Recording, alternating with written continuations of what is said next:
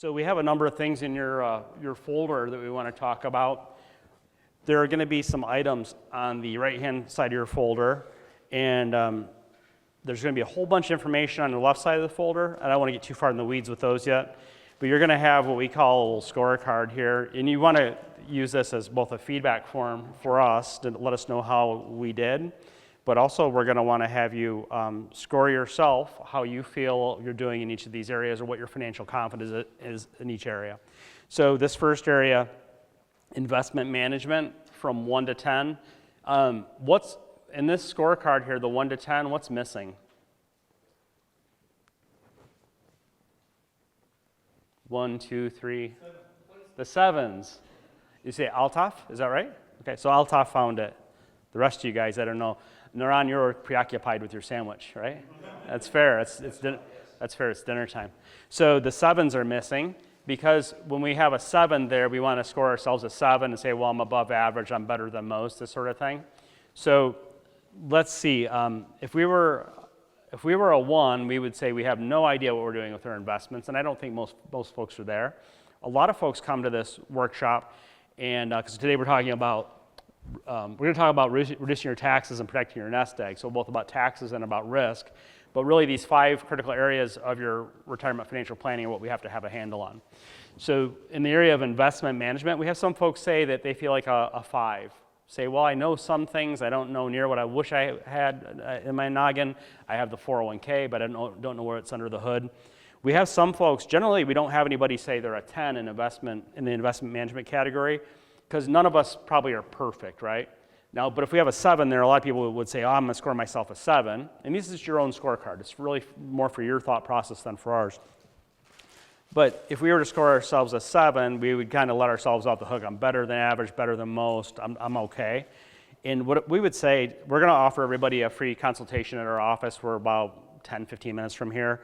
I-90 in Cumberland area there, the first floor of the Valspar or Rand McNally building, same building. But if we were to score ourselves a 10, that would be a 10 in investment management would be there'd be no room for improvement. So because part of what we're talking about tonight is protecting your nest egg. If we scored ourselves a 10, it means there'd be no room for improvement at all, and that's usually not the case. But I would say if you score yourself 8 or better, there's no need to come see us because you're doing really well. At the same time, if you score yourself 6 or less, then we probably ought to have a little sit down at the office, spend about 45 minutes together. When you come see us, like I said, it's by I-90 in Cumberland, first floor of the Valspar, Rand McNally building. When you come see us, Nicole makes you some chocolate chip cookies. She gets you coffee, water, whatnot, still water, sparkling water, whatever kind of water you want, she'll figure it out. Some tea. In the winter, she makes hot chocolate. So, but if you're a 6 or lower, we probably have some pointers we could give you. And so if you'd be interested in maybe working with us and improving from a 6 up to maybe a 9, that might be a little hinge that swings a big door that would really cause you to be able to improve your outcome in retirement. Some of you, how many of us are already retired right now? About half the room? The other half still working or just don't want to raise your hands, right? How many of us are still working? Yeah. And so how many of you are trying to eat your sandwich? Mary Ann is trying to eat her sandwich. It is dinner time. So now if you were to circle the 10 for investment management, what that looks like, how many of you have, probably from our experience, half of you already have a financial planner or financial advisor. About how many of you already have an advisor now? Right? That's about half the room or maybe 60% of the room. So if you're circling at 10, then you're of course doing that because when you met with your financial planner, they put in a number of hedging strategies so that you have the majority of your money protected from risk of loss. So your financial planner, when you met with them, they may have discussed put options. So let's say if we had a stock that's $100 today, if something happened and the stock fell to $50, a put option would allow you to sell it at yesterday's price of $100. So if that's something you've already done with your financial planner, those of you who have a planner, then you've already got, you're edging towards a 10 or towards a 9 at least.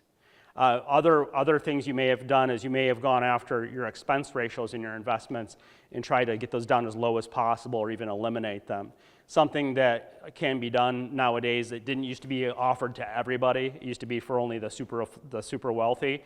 There's a thing called direct indexing. So we instead of instead of like in a non-retirement account, rather than being invested in exchange-traded funds and mutual funds that have high expense ratios, nowadays what we're able to do is to buy the stocks themselves. Say if we want to do the S&P 500, we can actually have you own all of those stocks directly and eliminate the expense ratio. So if you're going towards a 9 or a 10, when you work with your financial planner, they've already done this direct indexing in your non-qualified or non-retirement accounts. They've eliminated, not only have they put in the hedging strategies, maybe put options or some other hedging strategy, but they've also eliminated all of your expense ratios. Because we see oftentimes, we see mutual funds with 1.5% per year just expense ratio. So if we can eliminate that sort of thing, that's pretty high, but we see a lot of times at 0.5%. If we can eliminate those high expense ratios, that's more money in your pocket. And then if you've kind of gotten a checkup for the neck up and done a risk analysis, and you've seen how much risk am I taking, if you know how much risk you're taking or how much you could lose if there's another 2008, and you've made some changes or some adjustments rather to deal with that, then again you're edging towards an 8 and 9 or maybe a 10. Not quite a 10 probably, but 8, 9. 9 is really good. 9's probably the best we're ever going to get, right? Even our own clients, are we ever going to be perfect? We're going to get up there to 9, I think. But if we're down at 6, we probably have some work left to do. The U.S. stock market has been on a, you could look at it, I know there's been some little dipsy doodles in it, but since 2009, the U.S. stock market has gone up for about 17 years now. And so, say you're 67 today, back when you were 50, it was like, oh my goodness, it's 2009, things are awful.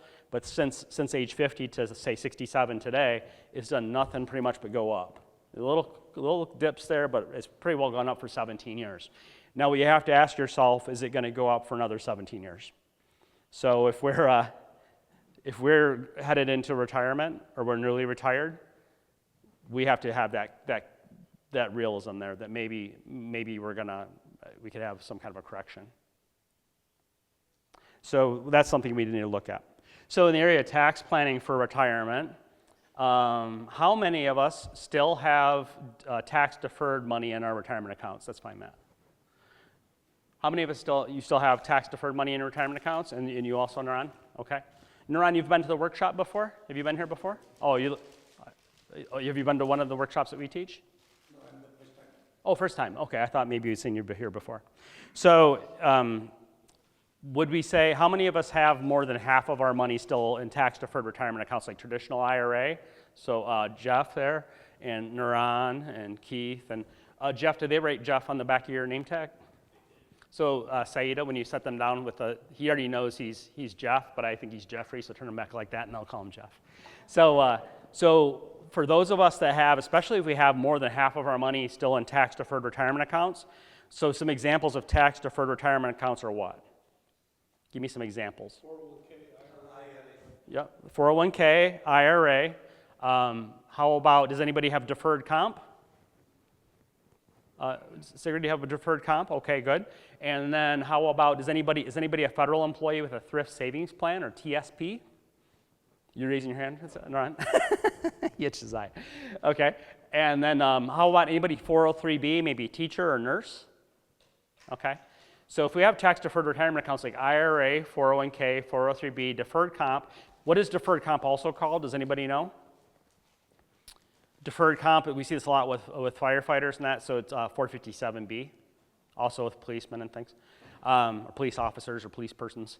So IRA, 401k, 403B, the deferred comp, 457B, TSP for our federal employees. We have a client who works for the post office. He has a TSP, a thrift savings plan, fancy term for a federal government 401k. It's kind of the way you look at that. And then anybody self-employed with a SEP IRA? No? I used to be self-employed. You used to be self-employed. Did you ever have a SEP IRA, SEP? Okay, so a SEP IRA would also be tax deferred. And on top of that, a simple IRA. Anybody have a simple IRA? Okay. And then also a KEO. Some people have KEOs. Anybody have a KEO? That's a little bit more rare. So all of these, unless they have the word Roth in front of them, they're all tax deferred. Now the way to think about tax deferral is you have the slinky Remember the Slinky from the 70s, 80s, whatever it was? I was born in 73. I'm 53 now. So I remember the Slinky, right? From the late 70s, I remember it and that. So we have, now different folks have different amounts of money saved. So some of you have, typically if you got our mailer, you probably have $750,000 or $1 million saved for retirement or more. We've had folks all come see us from this sort of workshop all the way up to 15 million. And they look just like everybody else. So you could be sitting next to somebody with 15 million bucks. So if you don't yourself have 50 million bucks, be nice to your neighbors because you never know. Maybe they'll give you a Christmas present or something.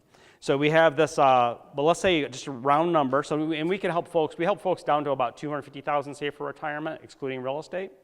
But usually our bread and butter right nowadays tends to be 1 to 3 million. But we certainly help people wherever they are. Okay, it doesn't matter how little. And it doesn't matter how much. But when we have folks, I would say when they have more than $5 million saved for retirement, excluding real estate, we have to, they no longer need to do something at $5 million. They have to want to improve. And a lot of people at $5 million, they say they check out, they don't want to improve anymore. So that's a personal decision. But let's say we have $1 million tax deferred account. Now this could be an IRA. It doesn't have to be $1 million bucks, but let's say we have $1 million tax deferred account. It could be an IRA, 401k, 403b, deferred comp, TSP, SEP, Simple, or KEO. If we aren't even trying very hard, this thing doubles in about 10 years typically. So this $1 million bucks, 10 years from now is $2 million bucks. But say when it's $1 million bucks, is this money in a tax deferred account? Is this all mine? Nope. When this thing, so who else is who's my silent partner on a tax deferred account? Okay. And so a big chunk of this is Uncle Sam's, okay? Maybe even Uncle Sam thinks his share is a quarter. He's not on the statements, right? But it's maybe a quarter of it's his, okay? Now, if I just grow that to $2 million bucks, now I just doubled the amount that I owe Uncle Sam. So we can't keep kicking the can and thinking that, well, when I retire, I'll be in a lower tax bracket. When we run these analyses, even on today's tax rates, the Trump tax cuts were made permanent last 4th of July with the One Big Beautiful Bill Act, but we could very likely have, it's a good chance, about a 51% chance, it looks like right now in the predictive markets, like Poly Market, maybe a 51% chance that we could have a blue wave in November 2028. January 2029, we could have the Trump tax cuts repealed. The most likely scenario would be that we would go back to the rates what they were under President Obama, under the Obama administration. Some of those brackets, right now there's a 12% federal bracket, and before the Trump tax cuts were passed in 2017, that 12% bracket was a 15% bracket. So just that one bracket as an example, going from 12% to 15%, that would be an increase of 25% in that one bracket, not 3%. 12% to 15%, that's a 25% increase in that one bracket. And all the other brackets are similar like that. They're not all exactly 25%, but that's the idea. So if we have $1 million tax deferred retirement account right now, if we just keep waiting till later and longer, federal debt right now is right about $40 trillion. We're adding $1 trillion to the debt every 100 days. There's been a lot of finger pointing with the politicians. President Trump used to say that President Biden was spending too much. President Trump now is spending just the same amount. I know there's a whole Doge thing and everything. Nothing has changed, really, as far as the spending. It's nickels and dimes, maybe. So one of the first things that happened when President Trump came into office this time, the Senate Republicans, one of the first things they did is they voted to keep the same levels of spending that they had under the Biden administration. So they can all talk about fiscal conservatism, but neither party, both parties are guilty here. They both spend the same amount. They both put your grandkids in debt, put you in debt. So if the Trump tax cuts are historically low tax rates, and really the lowest tax rates we've seen since the Reagan years, we might want to take advantage of these and think about possibly taking some tax planning steps. So when it says tax planning for retirement, if you could score yourself a 10, what a 10 looks like is you have no money in tax deferred, not a penny. And so if you have no money in tax deferred, then that would make you a 10 on the tax planning.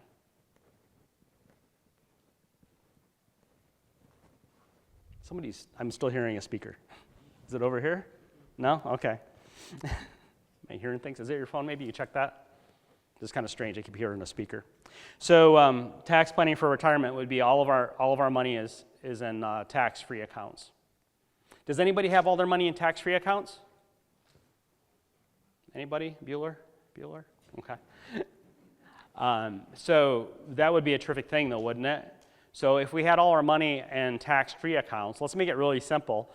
Some folks right now are getting some people this year that are signing up for Social Security at age 70 this year, 2026, are getting over $5,000 per month as an individual. Some married couples this year that are filing at age 70, if they're the same age, they had decent wages under Social Security wages, and they're filing at age 70 in 2026 right now, they're getting $10,000 per month as a couple, getting $120,000 a year this year. It is possible to be in retirement and get $120,000 from Social Security and get it federally tax-free, because it doesn't matter that Illinois doesn't tax Social Security. The federal government can tax Social Security. And what's the maximum amount of your Social Security you can find federally taxed? 85%. Mitch got it first. Ding, ding.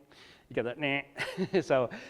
So yeah, 85%. If you go into retirement with tax-deferred accounts like IRA, 401k, and the rest, you can find that can cause federal taxation on up to 85% of your Social Security. You can find yourself in retirement where you're paying tax on all of your IRA and 401k distributions and those other accounts I mentioned that are tax deferred. And also the taxes on that taxable income can cause federal taxation on up to 85% of your Social Security.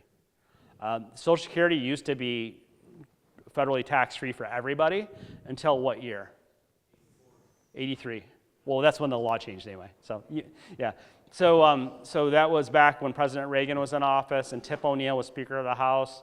Back when people used to compromise, President Reagan had Tip O'Neill over, said, come on over. They had a bourbon or a scotch or whatever they had. They shook hands. I think the bourbon got them over the hump. Now, so what they did back then is they changed the full retirement age from 65, and now it's going 66 and 67 and so on. But they haven't changed it since 83. And then in 1993, when President Clinton was in office, there was another change. So back with President Reagan and Tip O'Neill, they made it to where for certain people that had a certain amount of taxable income, like from IRAs, that certain people could find themselves paying federal income tax on up to 50% of their Social Security. In 1993, under the Clinton administration, they changed it yet again, and they said, okay, certain people can find up to 85% of their Social Security federally taxable in retirement, even if you're not working. What could be the next shoe to drop there? What could be, if it went from 50% to 85%, Jeff, 100%, 100% right. So when a lot of folks were worried about Social Security going broke, a couple reasons you don't need to worry about that. One is the millennials are a giant generation like the boomers. So I'm a Gen X, there's not enough of me, but the millennials now are 20 to 40 years old roughly, and they're starting to replenish the system. So I know there's all this doom and gloom, it's gonna go broke and all these things. But what they can do is they can move the goalposts again. So a baby born today, little baby born today, their full retirement age is 67 and 0 months. Is anybody else's full retirement age 67 and 0 months? And does anybody, since it's gentlemen, I'll ask, what ages are we? 60, 66 and 10 months. What's your age right now, sir? 67. You're 67? Okay. And you were born in what year? 59. In 1959. So 1959, your full retirement age is almost 67, born in 1959. And yeah, and then a baby born in 2026 has a full retirement age of 67 and 0 months. So that probably needs to be adjusted. The next time, what they do is they get us up to a cliff and they change all the rules, and then the system's not going to fail anymore. So they can make all of your Social Security federally taxable. They can move the full retirement ages out for younger people, which they probably ought to do. They could also change the Social Security FICA tax rates, both for employees and for employers. There's a whole lot of levers they can pull. One lever they already pull is they give you the cost of living allowance that does not account for food and energy. So there's a lot of things that can be done. Politicians are not going to let Social Security go broke. Nobody wants to be the guy or gal that let it go under. So if you can score yourself a 10 here on tax planning, that would mean that you have none of your money in tax-deferred accounts and all your money is in tax-free accounts, or possibly in tax-free accounts in what we call non-qualified accounts. That would put you pretty well off the grid on the taxes. If we, does anybody know who Peter Thiel is? Does anybody know who Elon Musk is? Who are two of the 6 founders of PayPal? Elon Musk, Peter Thiel. Okay. It was leaked by an IRS contractor. You know the IRS, they have these contractors, they get access to their database, and every once in a while they talk outside of school. And the person that leaked, the people that leaked this, saying they usually end up in prison. But there was an IRS contractor that's kind of one of the eat the rich kind of guys, and he found in the IRS records that Peter Thiel, this is some years ago, Peter Thiel had a $5 billion Roth.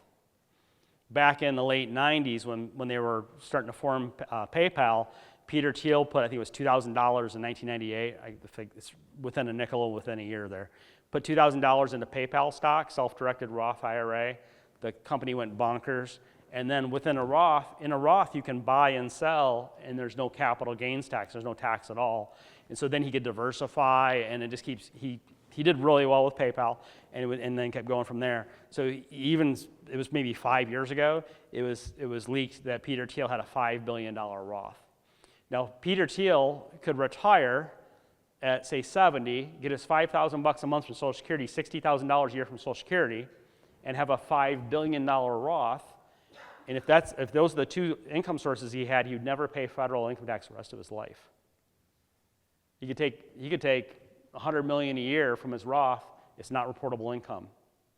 He could take all of his Social Security, 60 grand a year, and because there's no taxable income, there'd be zero taxes on his Social Security. So that's just kind of a big, kind of a story to help us remember how we might be able to get with tax planning to where we pay zero federal income tax the rest of our lives. So in the area of tax planning for retirement, you could score yourself a 10 if you have no tax deferred accounts. You also could score yourself very highly there, maybe an 8 or 9. I would say probably a 9. You've got tax deferred accounts, and then you've got some what we call non-qualified accounts, or maybe brokerage accounts, which those could have long-term capital gains taxes. That would be pretty tax efficient. That would be a 9. If this is all brand new information to you, you're probably at a 6, because you probably just not have implemented these little adjustments, and that's okay. We're not here to judge anybody. We're here to help. So if you'd like to come see us, get a checkup for the neck up, and look at working with us, we'll talk about that here in a little bit and offer that to you. In the area of medical planning, you could score yourself a 10 here. Most people won't be able to score themselves a 10. That's okay. How many of us have an Illinois Medicaid Asset Protection Trust? Okay. Does anybody know why you might want to consider an Illinois Medicaid Asset Protection Trust? So, does anybody here have long-term care insurance? Okay, we have somebody who has long-term care insurance there. Thank you. Is it fun paying for long-term care insurance? We have people all the time ask us about long-term care insurance, and then when they find out what it costs and what it'll pay and all this stuff. Even there's a company, Genworth, one of the big long-term care insurance companies. Their financial rating with AM Best, they're rated C++ for financial strength. So you have to be concerned, will they be able to pay the claims when you need the care? That's one concern we have. Now John Hancock has an A+ rating for financial strength. That's nice. Now, but to get long-term care insurance, you have to be medically underwritten, and you have to be kind of underwritten as if anybody's ever gone through underwriting for like life insurance or for disability. So life insurance, they're concerned, are you going to die tomorrow? Disability, they're concerned, are you going to be unable to work tomorrow and need income? And in long-term care insurance, it's kind of a combination. It's kind of like getting underwritten for both life insurance and disability insurance. It can be rather difficult to get underwritten for it. Does anybody listen to Dave Ramsey? He's got a podcast and stuff. You do, Mitch? So have you heard what Dave says to do about long-term care insurance? He says don't buy it till you're 60. And I'm not telling you to buy it or not buy it. So what could go wrong if you wait until you're 60 to get long-term care insurance? And I'm not recommending you do that. Your health, because long-term care insurance is medically underwritten. So if somebody wants to get long-term care insurance when they're 45 and they hear Dave say don't get it till you're 60, if they have a heart attack at 59, they're not getting it. And there's lots of flaws with long-term care insurance, so I'm not going to be a big proponent of it because it's a little bit of a shaky Jake type of situation. An Illinois Medicaid Asset Protection Trust would allow us to, if you set it up 5 years before you need the care, And that the care could be a senior living facility. Now, senior living facilities where you just need to be in an environment where you get a little bit of assistance with your daily living. And it could go all the way, some of the senior living facilities, they go all the way through end of life and memory care, then end of life, kind of 4 levels of care. And I don't have them all memorized. But the senior living facilities starting out can be $6,000 a month, and they can go up to $10,000 a month, and then memory care is $20,000 a month in Chicagoland. Yeah, pretty soon we're talking about real money. So if you're burning 20 grand a month, $250,000 a year. So if you have an Illinois Medicaid Asset Protection Trust, this is especially useful for couples. So we'll say Keith and Mary Ann. Now, Mary Ann, we're counting on Keith to go in the home first, okay? In this scenario, that's the plan. Keith heard there's a lot of single ladies at the right. Okay, so you may be walking home. So if Keith goes into senior living and starts burning up the money, or say if he had loss of cognition, that we don't know, none of us knows what's going to happen there. If he starts burning 20 grand a month, and it's got to come out of your own funds, and then the gentleman usually pass away first. If he were to eat up a bunch of the money in senior living and then leave you with very little money left over, and then if you needed care, well, then what do we do?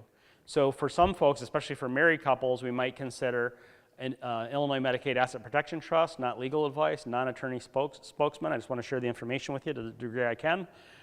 If we got to where we think it's about 5 years out, if we took a look at Keith, we go, man, I don't know, it's about 5 years out, And so we might want to set up an Illinois Medicaid Asset Protection Trust. Again, not an attorney. We want to have you work with a law firm that we deal with, and that would protect your assets from the cost of long-term care. So if we set that up 5 years before he needs the care, then Medicaid would pay for even the fancy pants places. Does anybody live in Arlington Heights over here? Mitch does. Mitch, you don't live at the Moorings, do you? No. Okay. There's Natalie and I live over here, 1 block south of the golf course over here in Mount Prospect, kind of the northwest kind of area of Golf and Elmhurst. So there's a little golf course there, and if you go kind of over the river, and well, not even that far, kind of around the corner. Does anybody go to Thuringer's butcher shop, Thuringer Meats? Yeah, there you go. That's where I go too. And I got a little Traeger smoker in the backyard, get a standing rib roast going. So anyway, you go around the corner from our house, so to speak, and there's this place called the Moorings. It's the fancy pants senior living place. Now, they don't tell you in the brochures that they take Medicaid. Now, our neighbor lady, we have her over. She's by herself. She's older. She's a nice lady. I don't want to guess at her age. I'd probably say 75 or 80 years of age now. Looks a lot younger. She's a pretty lady. We have her over for Easter and stuff like that if she doesn't have family to do something with. Or just have her over just because. And she's been looking at, she can still get around and she still likes being in her house. But she says, I looked over at the Moorings, and now if she goes over there, she has some means. She goes, if I go over there, though, I want to get a 2-bedroom, 2-bath kind of condo type setup. But she goes, I went over and looked at the Moorings, and I'm on the list to get in there. They don't have a lot of those 2-bedroom, 2-bath, but they're doing an expansion there. And they want, for a 2-bedroom, 2-bath at the Moorings, they want $1 million. And then they told her it's going to range from $6,000 per month starting out, without memory care, $10,000 a month. You're going to start out at $6,000 a month, go up to $10,000 a month. So it's like you buy it for $1 million, but then your cost of care, because all the labor cost and all of the meal cost and all of the insurance costs for all the liability, $6,000 a month starting out, and then down the way expect to be paying $10,000 a month. And then if you need memory care, you're looking at 20 grand a month. So if we thought that Keith was going to try to skedaddle to the Moorings, we might want to put, 5 years out, put an Illinois Medicaid Asset Protection Trust in place. Then if he needs care, on paper, so to speak, you look like you don't have any money because you set up an irrevocable trust that contains all the assets. So then Medicaid would pay for him to be taken care of over there. All of these places, there's another place down in LaGrange Park called Plymouth Place. Even the fancy places, they accept Medicaid money. They just don't put it in the brochure because it's hard to sell. It's hard to say, hey, Mitch, the Moorings here, I need $1 million for this condo. And you're like, well, what about Naran? He's got the Illinois Medicaid Asset Protection Trust. He's not paying anything. Medicaid's paying for it. So it makes the sale harder, you see. So, but that's what we could do. So in the area of medical planning, you can score yourself a 10 if you have an Illinois Medicaid Asset Protection Trust, because typically the people who have that nailed down have everything else nailed down. They've got their healthcare power of attorney. They've got all the other things that go into that. They've got their Medicare figured out really well. Now Medicare, does anybody here have a, you're not all on Medicare, I don't think. Some of you look too young, right? So if we have our Medicare, how many of us have a Medicare supplement? And for those of you that have a Medicare supplement, why do you have a Medicare supplement rather than Medicare Advantage? Like I said, you can have treatment anywhere. Any doctor, any hospital. Anywhere in the US. Yeah, any doctor, any hospital, right? Is that what you were going to say too? Glenn? And the supplement is to pick up for Medicare. So a lot of people don't know. I've had folks who are not 65 yet say, well, Medicare, isn't that free? We taught a Medicare workshop some time back. And this lady goes, Medicare, isn't that free? You just turned 65, it's all free. I think that's why it's going broke, right? It's all free. So those of you who are on Medicare are laughing, right, Mitch? Mitch, are you Medicare eligible right now? I am eligible. Oh yeah, you told me already. But it's Yeah. soon. Yeah, but you're if you weren't working, you'd be eligible because you told me your age already. Okay. So, but a lot of people aren't aware that there's a premium to pay. Now, if you paid into Medicare for the FICA Medicare, if you paid into that for 10 years or longer, your Medicare your Part A premium will be $0. Will your Part B premium be $0? No, you're looking at a couple $100 there, and it goes up every year with inflation or ahead of inflation. What's that? $203 per month. Yeah, 202 something. Max, do you have it memorized? I don't think I have a sheet with me. 202 something, I can't remember. They keep changing it every year. It tends to be going up about 6% a year. And inflation right now, what was today's inflation number? 3.8? 3.8? You must be in the front row. Yeah, 3.8 on the CPI today. I think it was 7:35 a.m. Central, they announced that.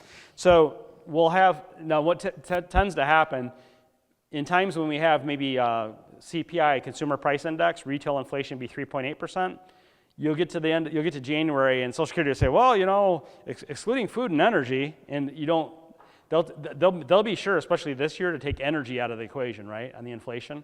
So they'll say, well, excluding food and energy, and they're on the inflation, it was only 2.8%. You say, no, it's 3.8%. No, it's 2.8%, excluding food and energy. You don't look like you have much energy. You don't need a lot of food. And in fact, they already fed you. And then on top of all that, then the Medicare premiums will go up like 6%. So anyway, so medical planning, if you have an Illinois Medicaid Asset Protection Trust, what that looks like, you'd probably be in the 10 area. If you had a Medicare supplement, maybe you're in a 9. If you have all your ducks in a row there. Now, what would be a downfall? Well, I was going to say, if you have Medicare Part A and B, so most of us are going to pay 0 for Part A because we worked 10 years or longer and paid in the system, or our spouse did. The 202 something a month for the Medicare Part B, for most people it's 202 something a month now. I can't remember because they change it every year. And then, so if it's IRMA dependent, right? And that's a whole another thing. And so if we have the Part A and Part B, and we're about 202 a month, and then we add a Medicare supplement to it, so we can do any doctor, any hospital. Now, so why do we need the supplement, though? Besides the any doctor, any hospital, why do we need the supplement? Somebody said it earlier. Yeah, so if I just go get my Part A and my Part B, Medicare is only going to cover 80% of my hospital stay and my medical bills. So if I have a heart attack, it sounds crazy. It's easy to have a heart attack and get $1 million in bills, and I do mean $1 million. So if Medicare pays $800,000, how much do I owe? $200,000. You retired, you got to debt-free, you got your house paid off, you got your retirement savings, and then it's like knock at the door, hey, Neuron, congratulations on your heart attack. You didn't have a Medicare supplement, here's your bill, $200,000. Okay, that's not the way to go, right? So we have a Medicare supplement, and Medicare supplements typically cost about $100 a month. So what you want to do with Medicare supplements, the Plan A, the Plan F, and all these, and Plan N, you want Plan C, you want to shop them around. Actually, we have a full-time Medicare broker. I will say that myself, Saida, Max, and Matt, we're all licensed in Illinois for health insurance. We spend our time more on the overall financial planning. But we do also have a full-time Medicare broker. All they do is Medicare. So what they do is you say, well, I want a Plan F or a Plan G, whatever it is you want. The Plan G is the same at every carrier, every insurance company. So the Plan G at Humana is the same as the Plan G at Mutual of Omaha, the same as the Plan G at Aetna. They're all the same. The only thing that varies is the premium. So you can actually shop apples to apples. And so if you need help with that, just make a note on your sheet. We'll help you with that too, if you'd like to work with us on that.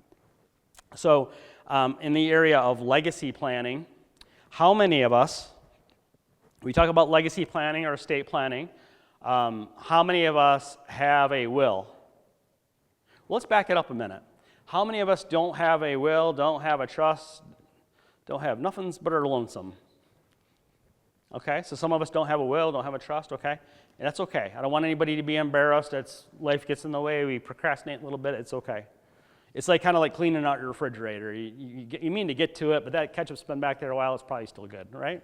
So if we don't have a will and we pass away, we die intestate. Almost, sort of. Well, yeah, you're going to probate. You're likely going to probate.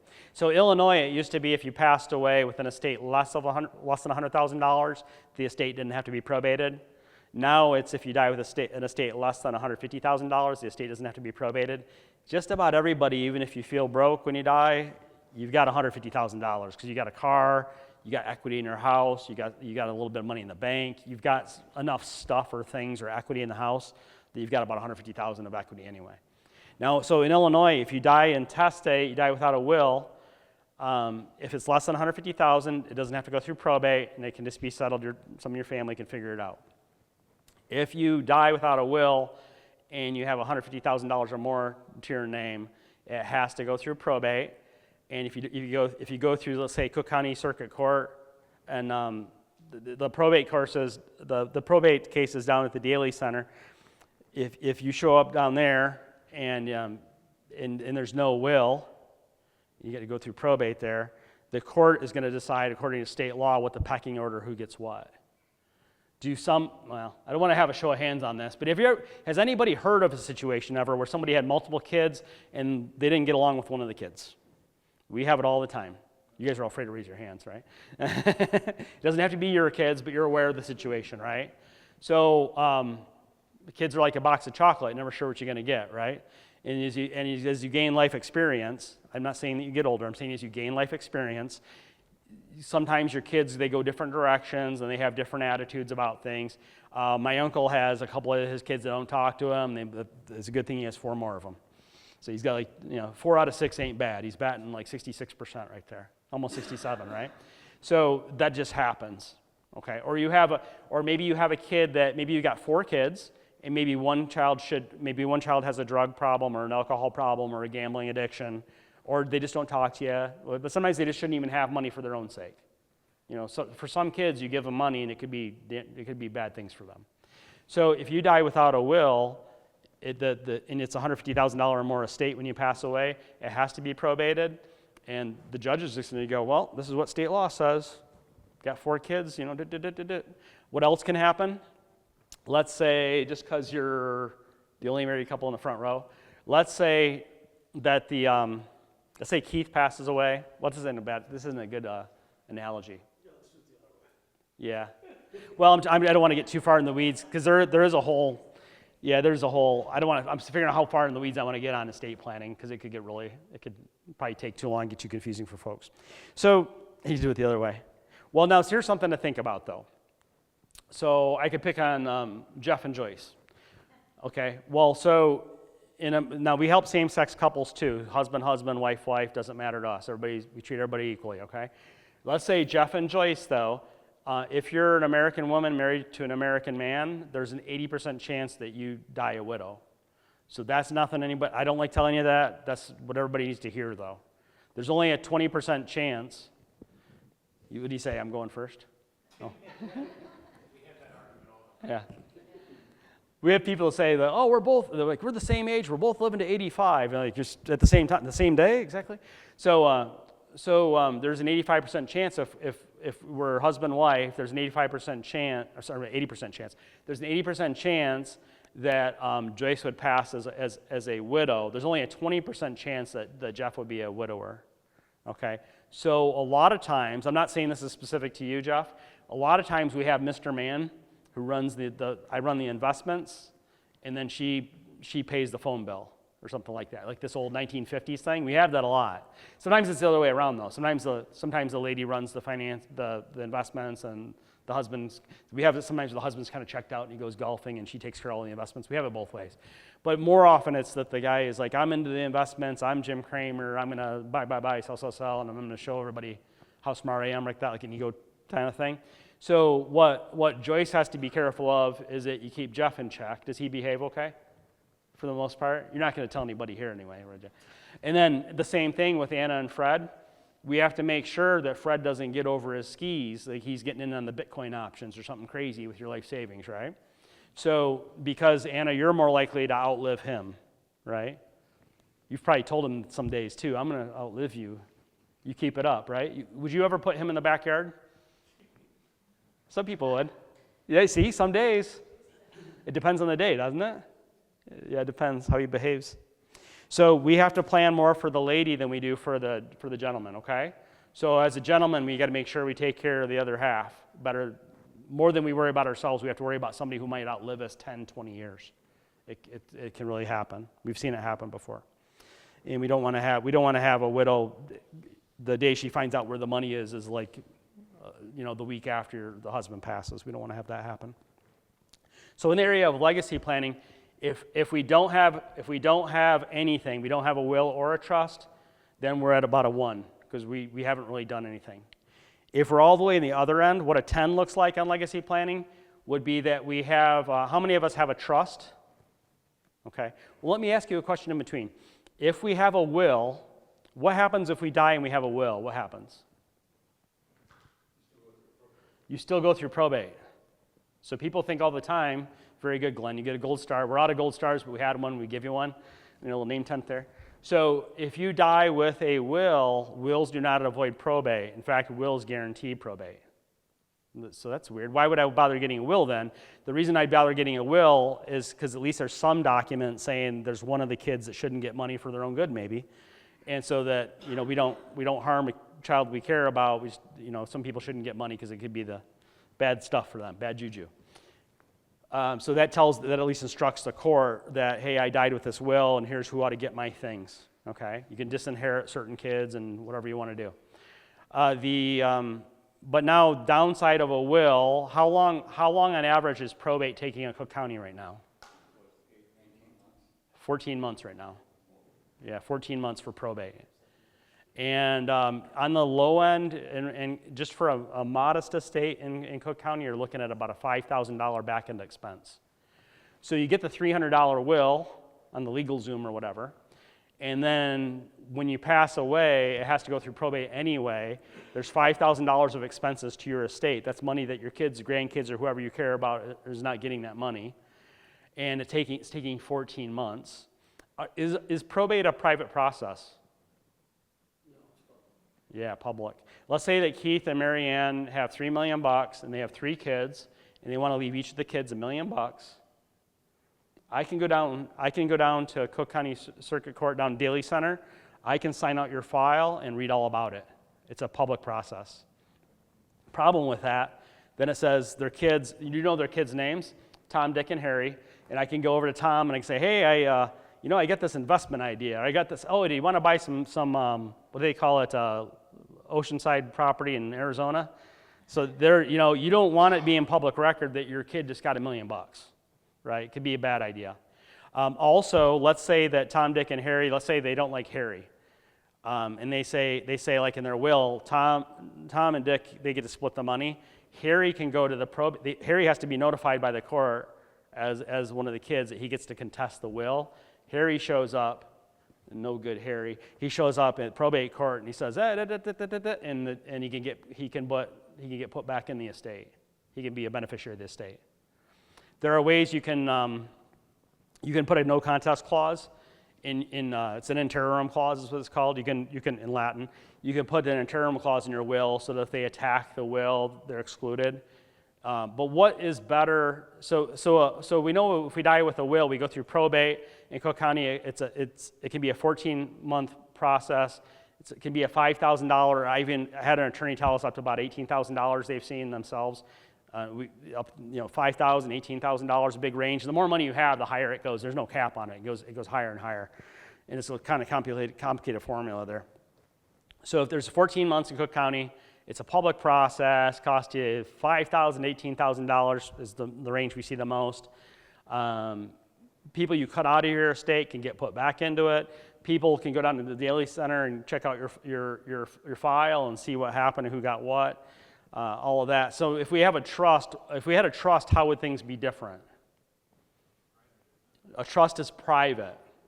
So a trust avoids probate. So if you want to avoid probate, you get a trust. I'm not an attorney and we don't sell trusts. I can't accept legal fees. Don't even offer. Okay. So and actually AARP does these studies and they find that a trust-centered estate plan is lower cost over your lifetime than a will-centered estate plan. So people, we see a lot right now is people say, well, I could get a $300 will or I could get a $4,000 trust. But if you get the $4,000 trust, there's no back-end delay on the backside. There's no public process. Nobody knows it's a secret document, and it's just the estate can be settled right away.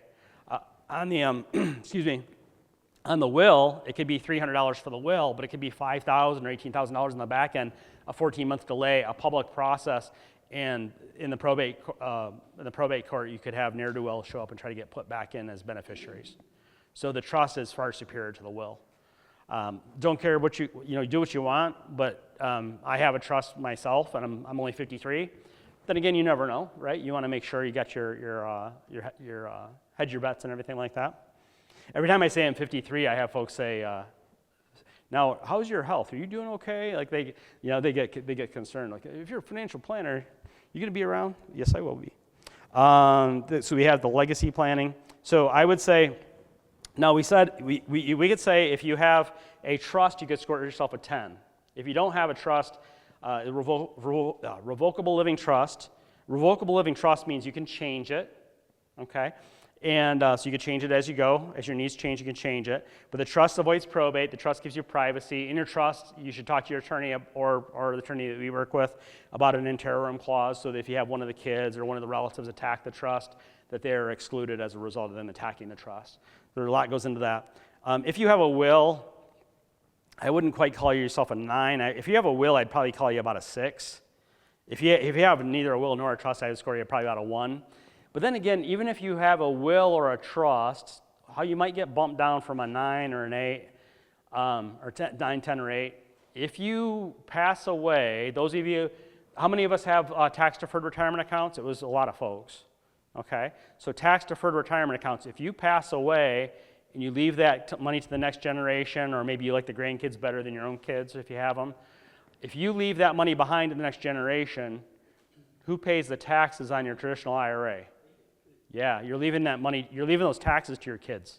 Your unpaid federal income taxes go to your kids, and they have to pay them over the next 10 years under the Secure Act of 2019.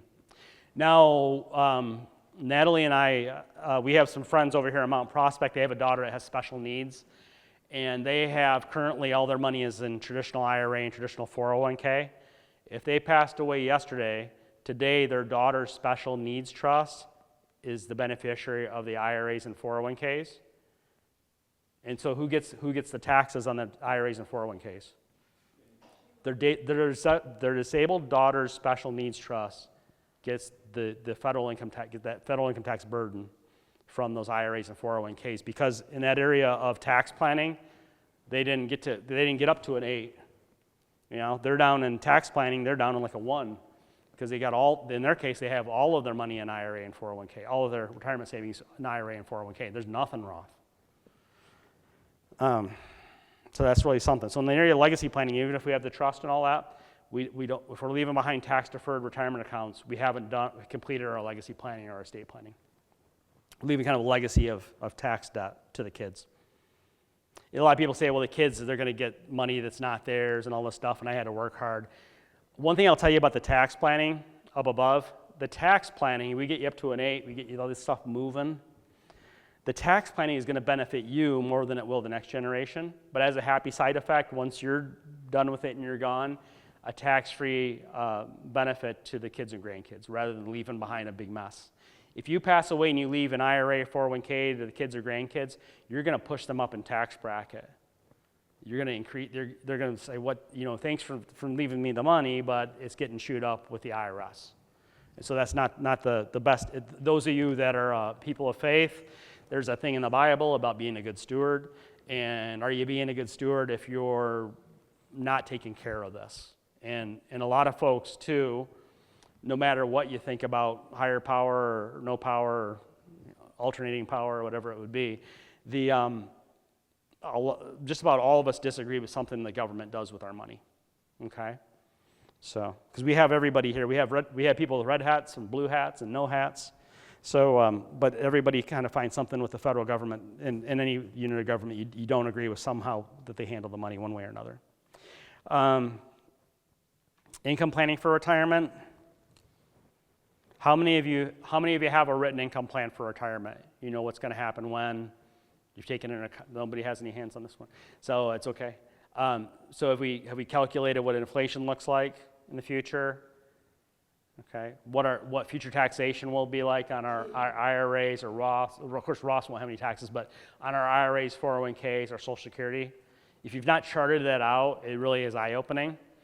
I would say if you have a written income plan, you should be able to score yourself a 10.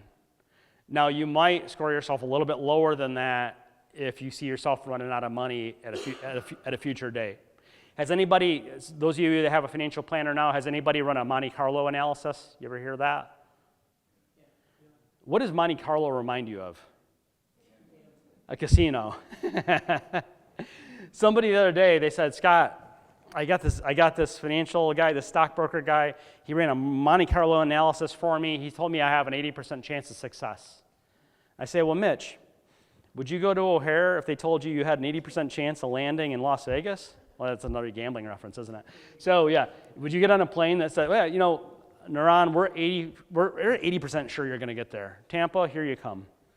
Or, Alabama, I'm not sure. One of those. Or whatever's in between, okay? So we've got to, maybe Kentucky. So we got to be sure, for my thinking, an income plan for retirement means I want as close to 100% chance as I can get. Now, like our compliance folks would get mad if I said 100% chance you don't run out of money, but what we're always aiming to do is to strive to make sure that our folks don't run out of money, okay? We just met with somebody, one of our clients, this couple, they've been clients with us for about a year, and we told the lady, especially, she's still working, has a high income job, and she's like, well, I don't want to retire yet because I'm afraid I'll run out of money. We showed her a year ago how with some tax planning and some things, we could get her to where she wouldn't run out of money. And she took her a year of getting used to the idea. This last meeting we just had with her, we showed her again, you can retire yesterday. You're not going to run out of money because we take it into account inflation, taxes, healthcare costs, all of that. So she's finally retiring come this next month. And what's good about that is her mom isn't doing so well. Her mom lives up in Wisconsin, and she wants to spend time with her mom rather than spend her time at work. She says her mom probably has about 2 years left to live. So having an income plan in place that makes sure that she's not going to run out of money is very valuable to her, that she can have that peace of mind. So if you have a written income plan with 100% chance of success, not 80%, then I would say you could score yourself 100 out of 10 there. But I would say that would include, is anybody here an engineer, working a retired engineer? We have an engineer, okay. We have quite a few folks that are engineers. When it comes to money, Glenn, what are engineers good at? Yeah, usually, right? Yeah. Saving. Are you an engineer? Okay. So we have folks come to us quite often that have saved quite a bit of money, and a good portion of them, it's not everybody, not all of our clients, but a good portion of our clients are engineers. And because they are good at setting up systems, right? Like clockwork, engineers like things like the Roth 401k contribution and the match, and then go home and do either the Roth IRA, preferably the Roth IRA if they can. If not, a traditional IRA, then do a backdoor Roth conversion and dip, right? So that's an engineer thing. That's a system for saving and a system for financial success. So usually our engineer. Now we have had before. Not picking on you, Glenn. We have had a couple times where engineers come to us. What do engineers like? computer related, what might be in an engineer's computer? Excel spreadsheet Yeah, spreadsheets. Engineers love, do you have spreadsheets on your computer? I used to. Yeah. I have some still. You're allowed, it's okay. We have some too. But so we have this fancy planning software to make sure our clients are very unlikely to run out of money, like 99.9% not going to run out of money. I can never say 100% because compliance would get on my keister about that. So we have folks, when we have somebody come see us and they have a laptop under their arm, and it's, Glenn, it's okay if you come with your laptop, I won't pick on you, but I might a little bit. So an engineer sometimes will come to come to see us and they got the laptop under their arm, and this happens, they open it up and they go, look at this, right? And they make their own, it's not quite software. The software we have is kind of expensive and it's kind of complicated and we didn't create it ourselves. There's software companies that specialize in the kind of things we do. And so our software calculates how much of your income is going to be taxable in retirement and how much isn't. Is it going to be 85% of your Social Security federally taxable? Is it going to be none of it federally taxable? It's going to take the last 100 years of inflation and project that forward. It's going to take the last 10 years of cost of living allowances for Social Security and project that forward. We're going to calculate a reasonable rate of return, not some high-flying thing. We're not going to tell you, Glenn, for you to not run out of money, you got to make 10% a year. That's not realistic. We're going to run things very conservative that way. But we have had engineers come to us with their spreadsheet, and they go, look at this, and they're quite proud of it, right? It's something to be proud of. You put a lot of work into it. And so Glenn turns his computer around, pick on Glenn for a minute, and I look at his screen there, and I go, this is what happened some years ago with an engineer who became a client of ours. I said, well, now, we'll call him Glenn. It wasn't you. We'll call him Glenn. Say, now, Glenn, where's the column that has inflation? And I had an engineer, a very smart guy. He became a client of ours. He goes, did I forget inflation? Right? So that'd be very important to not forget inflation.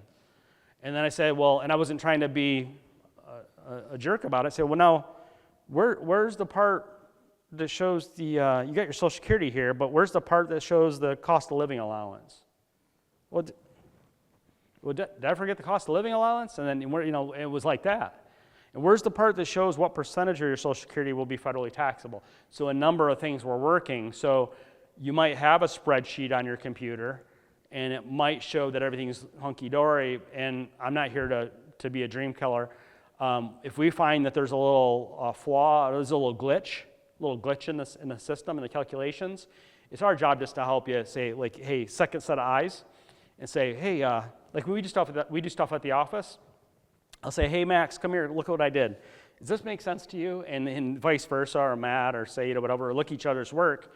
Say, are we thinking about all the different variables? At least two of us have to look at everything. That's our company rule. Sometimes more people than that. To make sure we don't have any blind spots, that we didn't miss anything. Do you ever write an email, and you go to proofread it, and you go, that looks good? Yeah. And you go, hey, Mitch, look at this email. I proofread this like 3 times. Does this look good? Like, hey, you misspelt same. Seam? You feel so stupid, because you see what you expect to see, right? So I would say for income plan for retirement, you could be a 10 if you have a written plan and you've accounted for inflation, cost of living allowance on Social Security, taxation of Social Security. How about inflation on Medicare premiums? Medicare premiums have been going up about 6% a year. Social Security's been going up like 2% a year. Inflation's been 3-point-something% a year. So, and also, what's a variable we can't control? If we have tax-deferred retirement accounts, or if we're going to have taxes on Social Security potentially, what is something in Washington we can't control? The spending and the tax rate, future tax rates, right? So I know President Trump, and it's a factual statement. I know there's a lot of politics involved in this statement, but President Trump will say the Trump tax cuts are now permanent under the One Big Beautiful Bill Act, signed into law January 4th, 2025. And then the asterisk that I would add would say, unless repealed. And we could have, you notice the politics in Washington, they go red, they go blue, they go red, they go blue, like it's back and forth, sloshing around. And so there could be a blue wave in 2028, 2029, we could have the Trump tax cuts repealed effective January 20, actually could make it effective January 1st, 2029. And that whole year 2029 could be higher tax rates. So under the Trump tax cuts, we only know for certain that we have 2026, 2027, 2028. We have 3 tax years, and we're in one of them right now. So 26, 27, 28. That's all we know that we have. So if we feel like maybe we're behind in the area of tax planning, we ought to get after it there. There's a little thing here and if you don't, we're going to offer everybody a time to come see us here in a minute. If you want to come see us, do. If you don't want to come see us, don't. But I want to ask you here, lower left, it says my or our risk score is how many miles per hour. So I'm going to tell you that most folks that come see us, their portfolio is driving about 85 miles an hour, meaning from 0 to 100. Most folks are going well over the speed limit, and they're not usually aware of it. And how that happens is your 401k is set up for young employees, not for more experienced employees. Employers don't set up 401ks to attract older workers. They set it up to attract younger workers. And so the plan offerings are more suitable for younger people. And as we get closer to not working anymore, we can get in a spot where we're taking too much risk. But so this would be my or our risk score is how many miles per hour. So how much would you like it to be? I will tell you there is a sweet spot. It tends to be around 44 miles an hour for risk. It's surprising to a lot of people.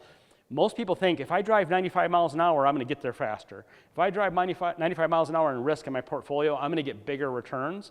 There's actually, everybody's heard the term law of diminishing returns. There is a spot where you take more risk than you need to, and you get lesser results even without a market crash. So usually it's about 44 miles an hour. 44 miles an hour is where you ought to be, thereabouts. So put in a number there what you think your risk score would like to be. Would you like to be going 50 miles an hour, kind of in the middle? Or would you like to be going 75 miles an hour? And again, the risk is not always in proportion to the reward. That's kind of it's not what we're told when we're growing up. It's a little different.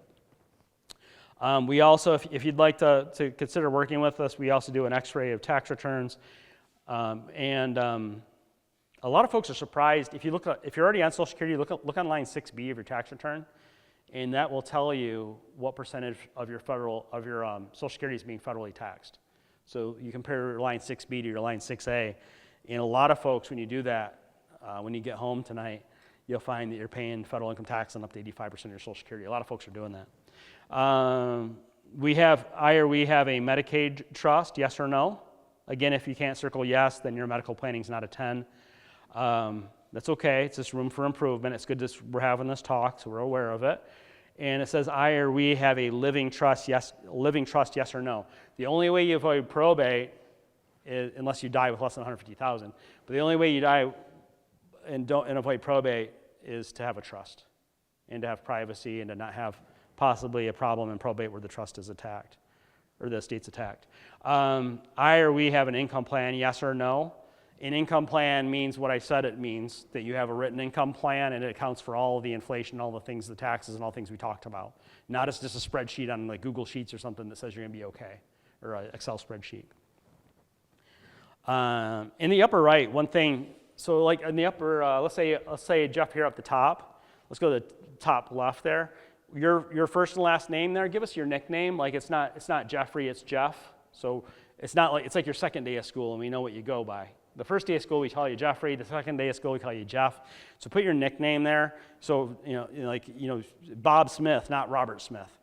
We ask in the upper right, nosy question about your age. That's because your age has to do with a lot of different IRS regulations, also with Social Security and a whole bunch of other things, Medicare and that. So that's why we ask you about your ages there. If you've never been married, write never married. If you were once married and for 10 years or longer, not since remarried, write that. That has to do with a Social Security benefit question. Maybe we can show you how to get additional benefits from Social Security. Your cell phone, for most of you, we have that. I think there's about 10% of you, we don't have your cell phone, so we'd write that in there. That's so if you come see us, we can get a hold of you with parking directions. How many of you have multiple emails? Glenn, how many emails do you have? It's 2, but there's only one I really focus on. Okay. Give us the one that you use. See what says the email I use there? Okay. We had one gentleman one time, he was in IT, and he had 50 emails. I don't know why. I guess he might have, I don't know. But anyway, the email you use. So we're going to give you a weekly email with retirement planning tips. If you're going to come see us, what's going to happen tomorrow morning is Nicole's going to FedEx you a package of information. We've already given you quite a package of information on the left-hand side of your folder, a whole bunch of good know-how stuff there. but we're going to send you some more propaganda if you're going to come see us. So we need a street address for that, so that we can get you quickly a FedEx. Anybody work for the post office?